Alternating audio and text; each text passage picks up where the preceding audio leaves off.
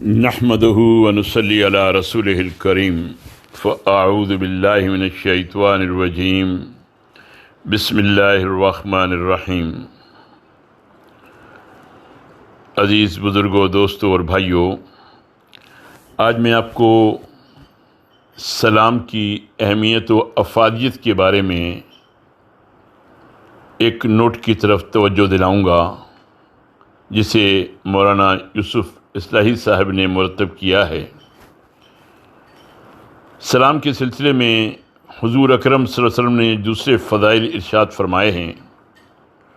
ان میں ایک بہت ہی اہم بات جو سلام میں پہل کرنے کی اہمیت کے بارے میں ہے وہ یہ ہے کہ سلام میں پہل کرنا تکبر کا علاج ہے، اور تکبر نفس کی ایک ایسی خوفناک بیماری ہے کہ بھلائی اور اچھائی کا کوئی عمل بھی تکبر کے بعد اللہ تعالیٰ کی بارگاہ میں قبولیت کے قابل نہیں رہتا۔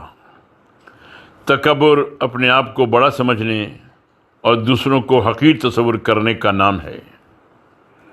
تکبر کی یہ بیماری جب کسی کو لاحق ہوتی ہے تو وہ اپنے آپ کو دوسروں سے بڑا خیال کرنے لگتا ہے اور اپنے رتبے اور مقام و منصب کی بنیاد پر اس ظلم میں مبتلا ہو جاتا ہے کہ ہر کوئی اسے سلام کرے، کیونکہ وہ بڑا ہے اور یہ اس کی بڑائی کا حق ہے اور خراج ہے کہ اسے سلام کیا جائے۔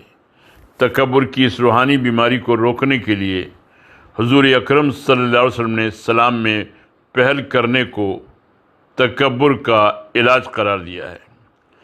لہذا جو شخص بھی سلام کرنے میں پہل کرتا ہے وہ جہاں اجر و ثواب میں اعلیٰ و ارفع درجات حاصل کرتا ہے، وہیں غرور و تکبر کی اس بیماری سے بھی اپنے آپ کو محفوظ کر لیتا ہے کہ جو اللہ تعالیٰ کی نگاہ میں سب سے زیادہ ناپسندیدہ برائی ہے۔ سلام میں پہل کرنا اجر و ثواب میں بھی زیادہ ہے۔ پھر سلام ایک تحفہ اور ہدیہ ہے جو ایمان والے آپس میں ایک دوسرے کو دیتے ہیں۔ وما علینا الا البلاغ۔